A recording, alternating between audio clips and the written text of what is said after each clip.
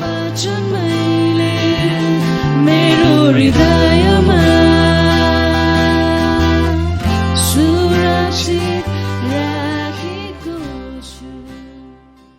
हामी लामो समयदेखि प्रकाशको पुस्तकलाई अध्ययन गर्दै आइरहेका छौं अनि आज पनि हामी प्रकाशको पुस्तक 7 अध्यायको 9 देखि 17 पदसम्म हामी अध्ययन गर्नेछौं। प्रकाशको पुस्तक 1 अध्यायको 19 पदमा प्रभु येशूले सम्पूर्ण प्रकाशको पुस्तकको लागि नै एक ईश्वरीय रूपरेखा दिनुभएको हामी देख्दछौं। प्रकाश 1 अध्यायको 19 पदमा भएको यसकारण जे तिमी देख्छौ जे छ र यसपछि हुन आउने कुरा लेख भन्नाले 3 खण्ड हामी देख्छौं। जे देख्छौ भन्नाले प्रभु येशूको पुनरुत्थान पछाडिको महिमित दर्शन 1 अध्याय, 2 र 3 अध्यायले मण्डलीको सम्पूर्ण पेन्टिकोस्टदेखि लिएर र्याप्चरसम्मको सम्पूर्ण मण्डलीको अवधिलाई समेट्दछ। जुन जे छ भन्नाले मण्डलीयुग हो र यसपछि हुन आउने भन्नाले मण्डली स्वर्गमा उठाइ लगिसके पछाडि हुन आउने कुराहरूको बारेमा हामी प्रकाशको पुस्तक 4 देखि हामी उता पाउँदछौं। प्रकाश 4 र 5 अध्यायमा मण्डली स्वर्गमा उठाइ लगिन्छ, जहाँ हामी 24 धर्मगुरुद्वारा मण्डलीको प्रतिनिधि अर्थात् सम्पूर्ण येशूमा विश्वास गरेर येशूमा मुक्ति पाएकाहरूको संख्याको प्रतिनिधिको रूपमा हामी देख्दछौं। भने 6 अध्यायमा जब हामी आइपुग्छौं भने 6 देखि 18 अध्यायमा चाहिँ हामी जब प्रकाशको पुस्तक 4 र 5 पदले स्वर्गको मण्डली स्वर्ग उठाइ लगिसके पछाडिको दृश्यलाई उल्लेख गर्दै गर्दा त्यतिखेर संसारमा 7 वर्षको संकष्ट हुनेछ। 6 अध्यायदेखि 18 अध्यायसम्म हामी देख्छौं प्रकाश 2 र 3 अध्यायले मण्डलीयुगको उल्लेख गर्दछ। सम्पूर्ण मण्डलीयुग 2000 वर्षको समयलाई उल्लेख गर्दछ अर्थात् र्याप्चरसम्मको समयलाई।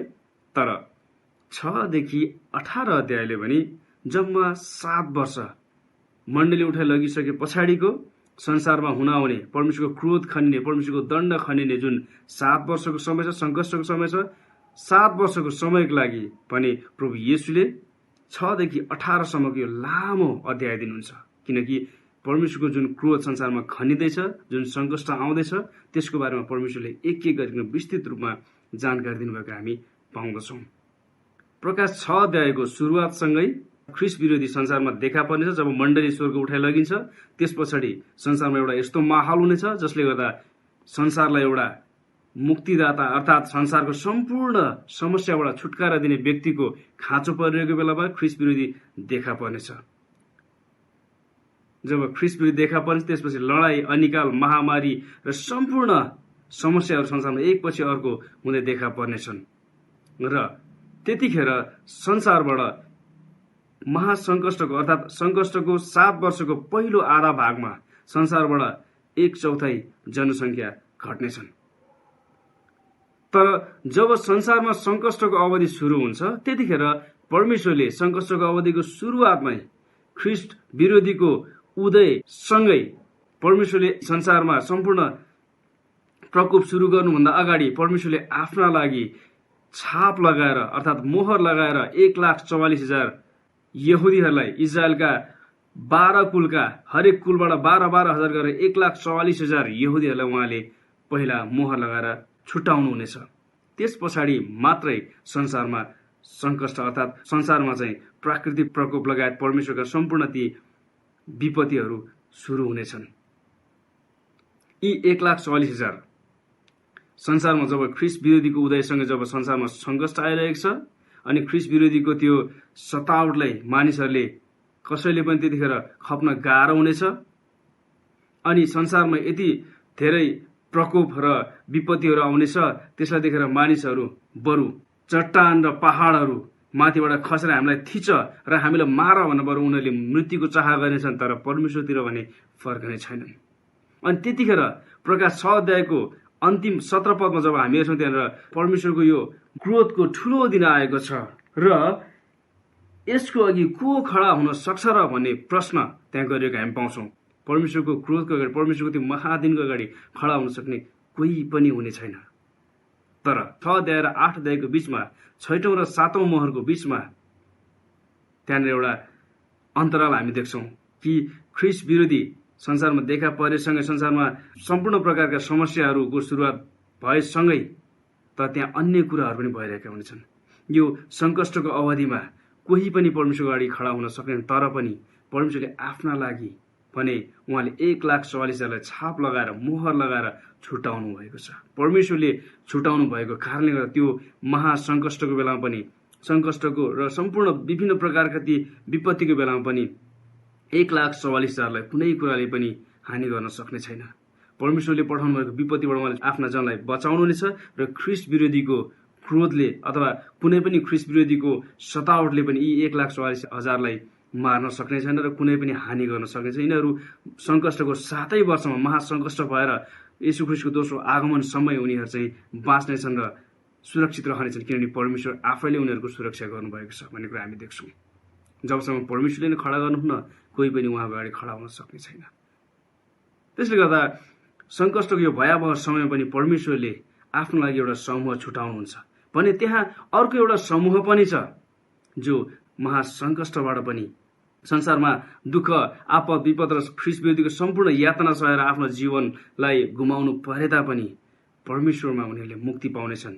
संसारमा ख्रिस्ट विरोधीको सम्पूर्ण यातनाबाट, सम्पूर्ण सतावटबाटको छुटकारा भनेको त्यतिखेर मृत्यु हुनेछ। जतिले पनि ख्रिस्ट विरोधीको छाप लिने छैनन् र उसले बनाएको मूर्तिको अगाडि झुक्ने छैनन्, तिनीलाई ख्रिस्ट विरोधीले सताउनेछ, लकड्नेछ र मार्नेछ। अनि उनीहरूको लागि एउटा ख्रिस्ट विरोधीबाट बस्ने उपाय भनेकै मृत्यु हुनेछ। संसारमा मृत्यु, यातना, दुःख, कष्ट भोगे तापनि परमेश्वरको सिंहासनको अगाडि स्वर्गमा भने उनीहरूले चाहिँ ती सबै कुराबाट उद्धार पाएर माथि पुगेका हुनेछन्। संसारमा आफ्नो जीवन गुमाउनु परे तापनि परमेश्वरमा उनीहरू अनन्तको लागि बाँच्नेछन्, परमेश्वरसँग रहेर चाहिँ परमेश्वरको सिंहासनको वरिपरि रहेर उहाँको आराधना गर्नेछन् भन्ने कुरा हामी देख्दछौँ। र आज हामी 7 अध्यायको 9 देखि 17सम्म हेर्नेछौँ। त आउनुहोस् हामी सुरु गरौँ 7 अध्यायको 9 पदबाट। यसपछि कुनै मानिसले गन्न नसक्ने एउटा ठूलो भीड जो हरेक जाति, सबै कुलहरू, मानिसहरू र भाषा बोल्नेबाट थियो, सेता पोसाक पहिरिएर हातमा खजुरका हाँगा लिई सिंहासन र थुमाको सामुन्ने उभिरहेको मैले देखेँ भनेर यहाँ यूहन्ना 9 पदमा भन्दछन्। दानियल 9 अध्यायको 24 देखि 27 पदमा भएको दानियलको 70 साताको दर्शन अनुसार अन्तिम एक साता अर्थात् 70औं साता पूरा हुन बाँकी नै छ र त्यो अन्तिम साता प्रकाशको पुस्तक 6 देखि 18 अध्यायमा उल्लेख गरिएको सङ्कष्टको समय हो, जुन मण्डलीको र्याप्चर पछि मात्र सुरु हुनेछ। मण्डली स्वर्गमा उठाइ लगिए पनि संसारमा बाइबल, सुसमाचारका ट्र्याक्स लगायत संसारभरिका परमेश्वरको वचन प्रचारका अडियो भिडियोहरू अझै पनि संसारमा रहनेछन्। मात्र विश्वासीहरू अर्थात् नयाँ जन्म पाएकाहरू स्वर्गमा उठाइ लगिनेछन्। वर्षौं मण्डली गए तापनि नयाँ जन्म नपाएका, प्रभुमा परिवर्तन नभएकाहरू अर्थात् मण्डलीको र्याप्चरमा स्वर्ग नउठाइएकाहरूले जब संसारबाट एक्कासी मण्डलीका विश्वासीहरू अलग भएका देख्दछन्, तब तिनीहरूले मण्डलीमा ख्रिस्ट येशूको आगमनका बारेमा प्रचार गरिएका वचनहरू सम्झनेछन् र ती मण्डलीको र्याप्चरमा नउठाइएका विश्वासीहरू ख्रिस्ट येशूमा साँचो परिवर्तन हुनेछन् र तिनीहरूले सायद सङ्कष्टको समयमा सुसमाचारको काम गर्नेछन्। र्याप्चरमा नउठाइए पनि अबको समयलाई गुमाउने छैन भने तिनीहरू लागि पर्नेछन्, किनभने तिनीहरूले पहिले नै अन्य इसाईहरू र्याप्चरमा स्वर्ग उठाएको महसुस गरिसकेका हुनेछन्। विशेष गरी सङ्कष्टको समयमा सुसमाचार प्रचारको लागि परमेश्वरको मोहर लागेका 1,44,000 यहुदीहरू र प्रकाशको पुस्तक 11 अध्यायमा भएका 2 साक्षीहरूका प्रचारद्वारा सङ्कष्टको समयमा ठूलो जागृति हुनेछ, जो संसारमा कहिल्यै भएकै थिएन। एकदमै तीव्र रूपमा ठूलो जागृति हुनेछ र प्रभु येशूमा संसारका धेरै मानिसहरूले विश्वास गर्नेछन्। प्रभु येशूको गवाई र वचनप्रति इमानदारिताको कारणले धेरै मानिसहरू मारिनेछन् र प्रभु येशूमा शहीद हुनेछन्, किनभने तिनीहरू सबैले ख्रिस्ट विरोधीको 666 को छाप लिने छैनन्, न त उसको मूर्तिको अगाडि झुक्ने नै छन्। सङ्कष्टको अवधि अर्थात् महासङ्कष्टको अवधिमा ख्रिस्ट येशूमा शहीद भएकाहरू हामी प्रकाशको पुस्तक 7 अध्यायको 9 देखि 17 पदमा देख्दछौँ, जो महासङ्कष्टमा ख्रिस्ट विरोधीको सतावटबाट मारिएकाहरू हुन्। प्रकाशको पुस्तक यो 7 अध्यायको 9 पदमा यसपछि भनेर यहाँ सुरु गरेको हामी पाउँछौँ। यसपछि भन्नाले हामीले 4 अध्यायको 1 पद अनि 7 अध्यायको 1 पदमा पनि हेरेका थियौँ। यसपछि भन्नाले जुन दर्शन यूहन्नाले देखिरहेको थिए त्यस पछाडि फेरि यो भिन्दै दर्शन हो भन्ने कुरालाई हामी बुझ्दछौँ, जसलाई ग्रीक भाषामा मेटाटाउटा अर्थात् नयाँ दर्शनको बारेमा यसले बताउँदछ। सङ्कष्टको अवधिमा पृथ्वीमा परमेश्वरको सेवा गर्नको लागि 1,44,000 यहुदीहरूमाथि मोहर लगाइएको यूहन्नाले देखेका थिए। 7 अध्यायको 1 देखि 8 पदमा स्वर्गमा थुमाको सिंहासनको अघि उनले अर्को ठूलो दृश्य देख्दछन्। यहाँ उल्लेख गरिएका मानिसहरू सबै राष्ट्र, कुल, मानिसहरू र भाषाहरूबाटका अन्य जातिहरू हुन्, इजरायलीहरू होइनन्। यो कुनै मानिसले गन्न नसक्ने एउटा ठूलो भीड़ सारा संसार र मानिसहरूका गवाहीको लागि 1,44,000 प्रचारकहरू र 2 साक्षीका सेवकाईद्वारा सङ्कष्टको समयमा बचाइएका संख्या हुन्। तिनीहरू सिंहासन र थुमाको सामुन्ने सेता पोसाक पहिरेर खडा हुन्छन्। यसको मतलब तिनीहरूको आफ्नै योग्यताले गर्दा तिनीहरू यति बेला स्वर्गमा पुगेका होइनन्, तर थुमाले आफ्नो रगतद्वारा शुद्ध पारेर तिनीहरूलाई सेतो वस्त्र पहिरनलाई योग्य तुल्याउनु भएको छ। सेता पोसाक सन्तहरूको धार्मिक कार्यहरू हुन् भनेर हामी प्रकाशको पुस्तक 19को 8 पदमा पाउँदछौँ। र यस भीडमा भएका सन्तहरूले खजुरको हाँगाली खडा भएका हामी देख्दछौँ, जुन विजय र आनन्दको संकेत हो, तिनीहरूका मुक्तिको संकेत हो। संसारका दुःख कष्टबाट छुटकारा पाएको विजयको संकेत र परमेश्वरको उपस्थितिमा अगाडि परमेश्वरको सिंहासनको वरिपरि त्यहाँ हुन पाएकोमा उनीहरूको यो विजय र आनन्दको संकेत हो। सेता पोसाक र खजुरका हाँगाले सङ्कष्टबाट आएका सन्तहरूको मुक्तिको कुरालाई दर्शाउँदछ। मण्डलीको र्याप्चर पछाडि संसारमा 1,44,000 इजरायलका 12 कुलका यहुदीहरू र प्रकाश 11 को 2 साक्षीहरूले सङ्कष्टको समयमा सुसमाचार प्रचार गर्नेछन् र येशूले मत्तीको पुस्तक 24 अध्यायको 14 पदमा प्रतिज्ञा गर्नुभएको कुरा पूरा हुनेछ, जहाँनिर येशूले भन्नुभयो, राज्यको सुसमाचार सारा संसारमा सबै जातिका लागि गवाहीको निम्ति प्रचार गरिनेछ, त्यसपछि मात्र अन्त्य आउनेछ, अर्थात् त्यसपछि मात्र येशू ख्रीष्टको दोस्रो आगमन हुनेछ र उहाँले संसारको न्याय गरिकन उहाँले 1000 वर्षको आफ्नो राज्य यसै धरतीमा थालनी गर्नुहुनेछ र आफ्ना सन्तहरूलाई, आफ्ना विश्वासीहरूलाई, सम्पूर्ण मण्डलीका विश्वासीहरू अनि महासङ्कष्टमा शहीद भएकाहरू महिमित शरीरसँगै र पुराना नियमका सम्पूर्ण ती विश्वासीहरू पनि बौरी उठाइनेछन् र 1,44,000 जति पनि ती सङ्कष्टको बेलामा परमेश्वरबाट छाप लागेका, मोहर लागेका ती यहुदीहरू चाहिँ ती जिउँदै 1000 वर्षको राज्यमा प्रवेश गर्नेछन् र 1000 वर्षको ख्रीष्ट येशूको राज्यमा उनीहरूले चाहिँ शान्ति, आनन्द र समृद्धिको चाहिँ उनीहरूले चाहिँ भोग गर्न पाउनेछन्। जुन बेला येशू ख्रीष्टले शैतानलाई 1000 वर्षको लागि अतल कुण्डमा बाँधिराख्नुहुनेछ र ख्रीष्ट विरोधी र झुटो अगमवक्तालाई भने उहाँले जिउँदै अग्नि कुण्डमा फालिदिनुहुनेछ। हामी 10 पदमा हेरौँ। तिनीहरू उच्च स्वरले कराए, सिंहासनमा विराजमान हुनुहुने हाम्रा परमेश्वर र थुमामा मुक्ति छ भनेर यो सङ्कष्टबाट आएका भीडको समूहले यहाँनिर परमेश्वरको महिमा गर्दछन्, आफ्नो मुक्तिको लागि गीत गाउँदैछन्, उहाँको आराधना गर्दछन्। यी महासङ्कष्टबाट शहीद भएर बचाइएकाहरू धार्मिकताको सेतो वस्त्र पहिरेर तिनीहरूले पाएका मुक्तिको लागि परमेश्वरको आराधना गर्दछन्। तिनीहरू सङ्कष्टको अवधिमा ख्रीष्ट विरोधीको सतावटबाट ज्यान गुमाउनु परे तापनि मृत्युपछि तत्कालै जब तिनीहरू परमेश्वरको सिंहासनको अघि पुगे तब तिनीहरूको गीतमा तिनीहरूले आफ्नो मुक्तिको उत्सव मनाउँदछन् र तिनीहरूको मुक्तिको श्रेय भने परमेश्वर र थुमालाई नै दिँदछन्, आफ्ना काममा होइन। तिनीहरूले पहिचान गर्दछन् कि मुक्तिको स्रोत परमेश्वर हुनुहुन्छ, अरू कोही होइन।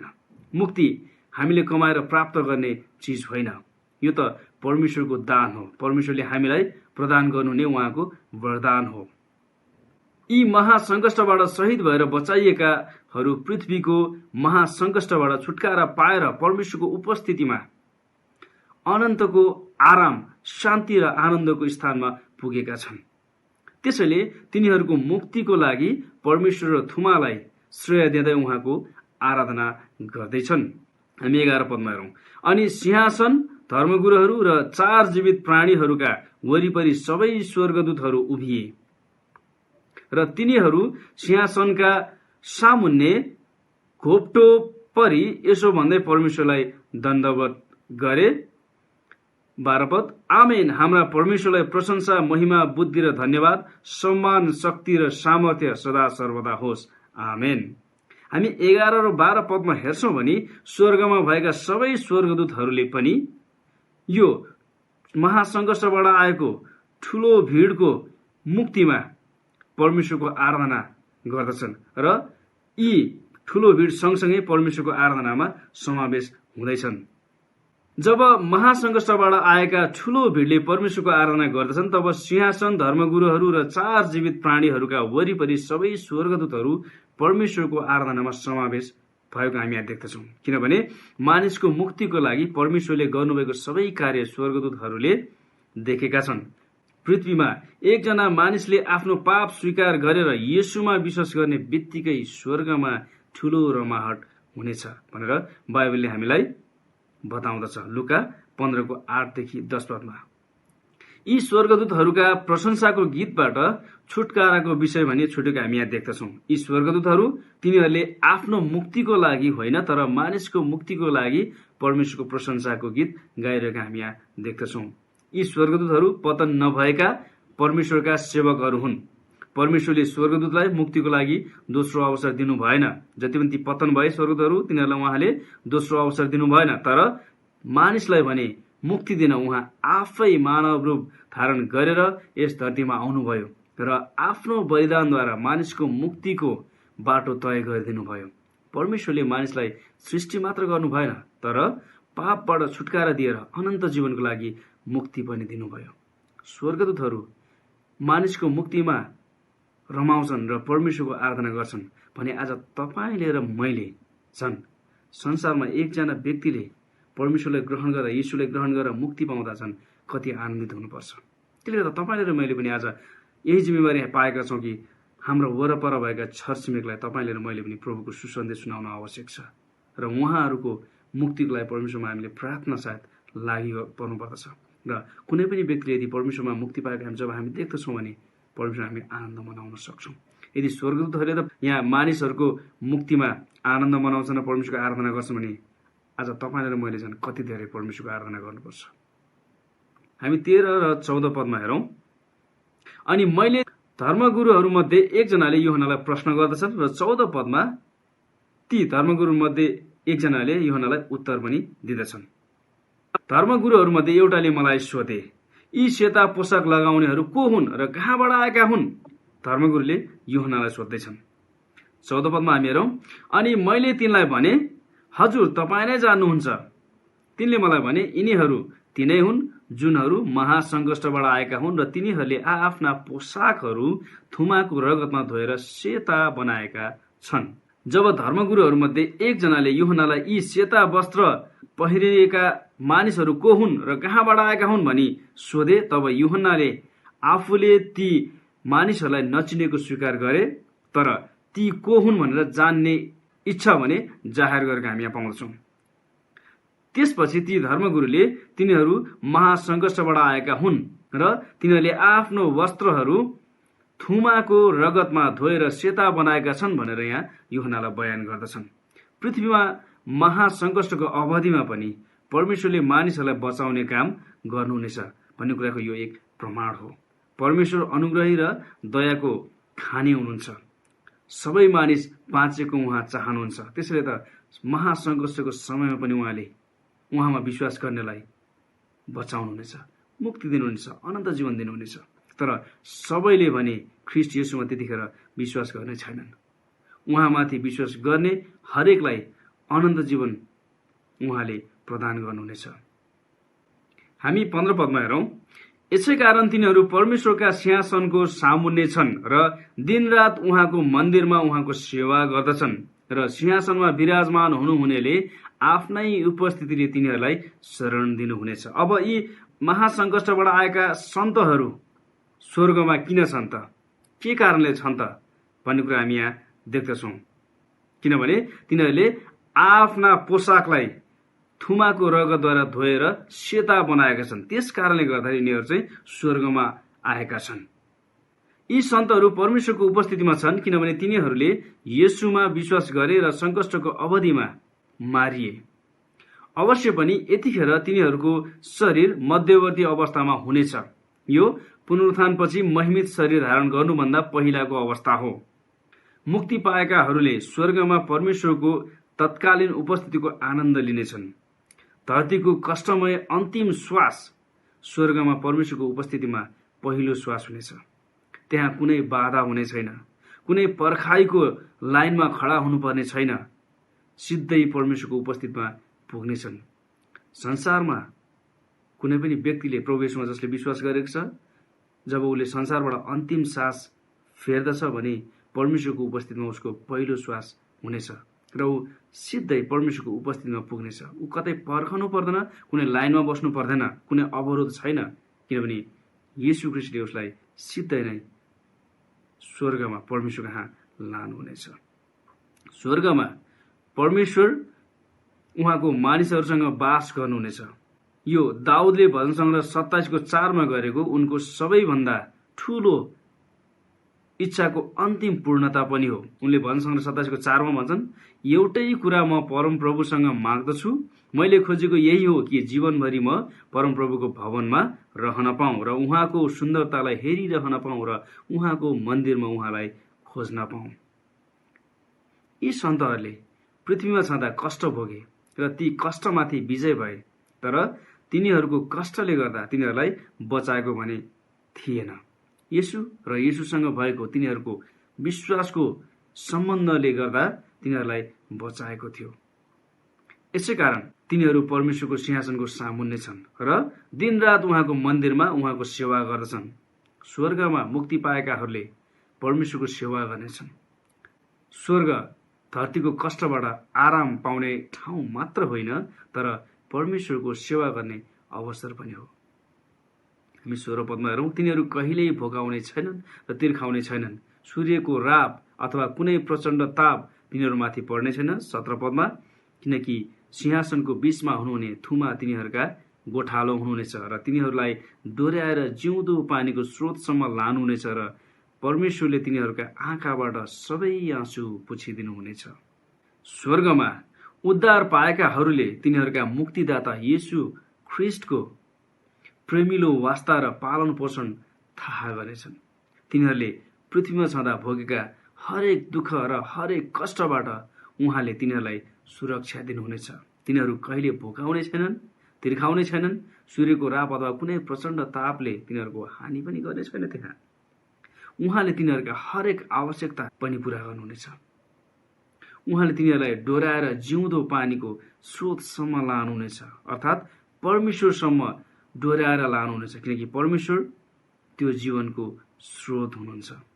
जिउँदो पानीको स्रोत जीवन परमेश्वर नै हुनुहुन्छ, किनकि सिंहासनको बीचमा हुनुहुने थुमा तिनीहरूका गोठालो हुनुहुन्छ र उहाँले नै डोर्याएर त्यस जीवनको स्रोत जीवनको पानीसम्म पुर्याउनुहुनेछ र परमेश्वरले तिनीहरूका आँखाबाट सबै आँसु सधैँको लागि पुछिदिनुहुनेछ। एक प्रेमिलो अभिभावकको रूपमा उहाँले तिनीहरूको दुःख र कष्टको कारणले गर्दा बगेको आँसुलाई सदाको लागि पुछिदिनुहुनेछ। पद 15देखि 17 पदमा हामी हेर्छौँ भने प्रतिज्ञा गरेका ती 7 प्रतिज्ञाहरूको अन्तिम पूर्णता भने प्रकाशको पुस्तक 21 र 22 हामी उल्लेख गरेको पाउँछौँ, जुन चाहिँ अनन्त राज्यमा पूरा हुनेछ। 21 अध्यायको 4 पदमा हामी हेर्छौँ भने त्यहाँनिर यसरी लेखेको पाउँछौँ, उहाँले तिनीहरूका आँखाको आँसु पूर्ण रूपले पुछिदिनुहुनेछ र फेरि मृत्यु नै हुने छैन र शोक र पीडा पनि हुने छैन, किनकि पहिलेका कुरा बितिसकेका हुनेछन्। स्वर्गमा उद्धार पाएकाहरूले दुःख र कष्ट त्यस समयदेखि उसो थाहा पाउने छैनन्। यस पृथ्वीमा छँदाको जीवनको पीडा र सङ्घर्ष अब सकिएको हुनेछ। आँसु एक विगतको कुरा मात्र हुनेछ, किनभने परमेश्वरले सबै आँसु पुछिदिनुहुनेछ। यस संसारमा छँदा हामीले भोग्नुपर्ने पीडा र आँसुको हाम्रो हिस्सा तिनले हामीलाई परमेश्वरको सामु नजिक ल्याउने काम गर्दछ। अहिले हाम्रो पीडा र कष्टमा उहाँले मिठो सहानुभूति र सामर्थ्यसहित आफ्नो प्रेम देखाउनुहुन्छ। तर एक दिन स्वर्गमा ती सबै सदाको निम्ति पुछिदिनुहुनेछ र उहाँको साथमा अनन्त आनन्द र अनन्त शान्तिमा उहाँले राख्नुहुनेछ। आमेन। त प्रिय मित्र, तपाईँलाई पनि म यतिखेर यही निम्ति दिन चाहन्छु कि तपाईँले पनि यतिखेर समय छँदै प्रभु येशूमा विश्वास गर्नुहोस् र उहाँलाई आफ्नो प्रभु र मुक्तिदाता भन्नुहोस् र उहाँको रगतद्वारा तपाईँको आफ्नो पापमय जीवनलाई धुनुहोस् र उहाँमा नयाँ जीवनको अनुभूति गर्नुहोस्, ताकि तपाईँ संसारमा आउँदै गरेको त्यो महासङ्कष्ट भएर जानु नपरेको होस्, ख्रिस्ट विरोधीको छापबाट तपाईँ सताइनु नपरेको होस् र धेरै कष्ट दुःख भोग्नु नपरेको होस्।